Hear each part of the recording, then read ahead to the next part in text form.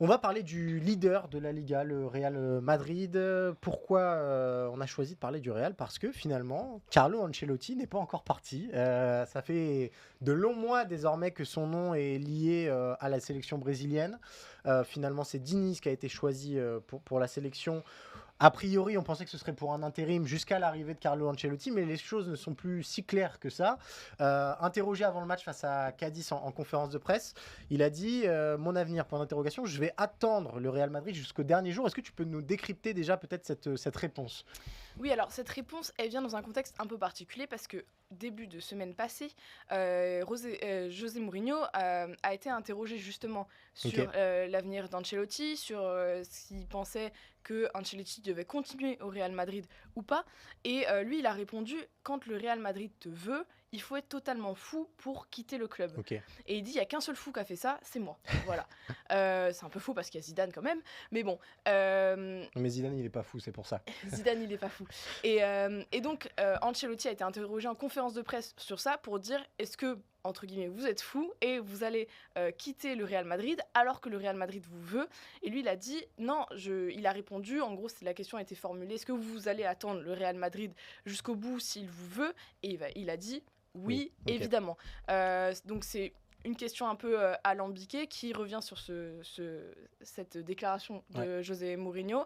Alors après, ce que dit la presse madrilène, c'est que peut-être que le Real Madrid le veut, peut-être que José Mourinho a très envie que Ancelotti continue au Real Madrid. Pour l'instant, il n'y aurait pas d'offre de prolongation du contrat de Carlo Ancelotti qui arrive à expiration à la fin de la saison. Donc ça va sans doute dépendre beaucoup des résultats parce que la saison passée, le Real n'a gagné ni la Liga ni la Ligue des Champions.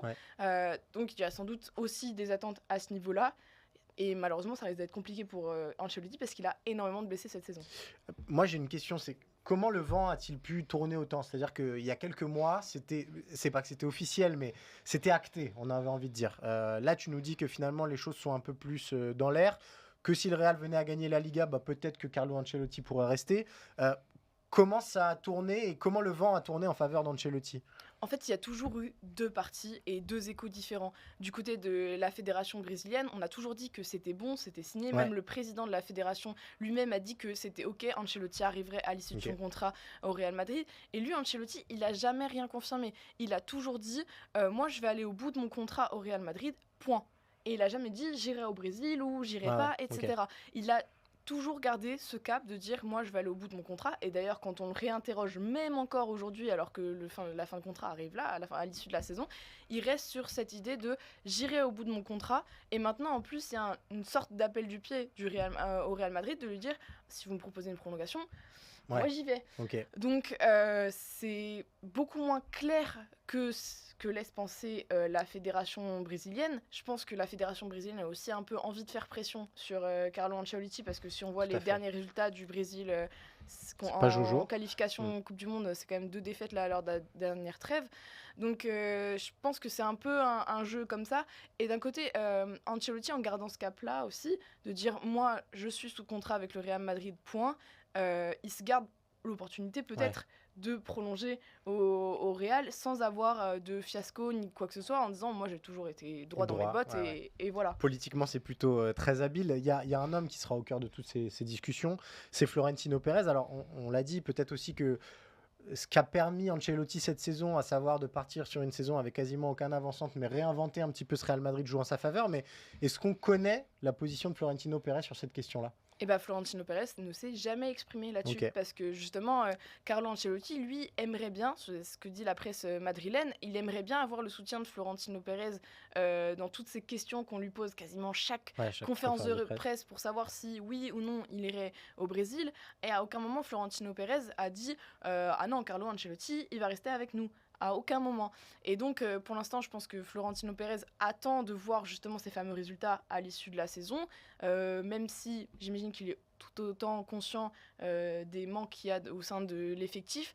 Mais c'est un peu une année de test, entre guillemets. Et on n'a aucun son de cloche de la part de Florentino Pérez. On sait juste qu'il n'y a pas de prolongation. Et voilà. On imagine que le vestiaire, et notamment c'était ce qui est évoqué au moment de la rumeur brésilienne, c'est que les Brésiliens du Real aimeraient beaucoup avoir Ancelotti sur le banc.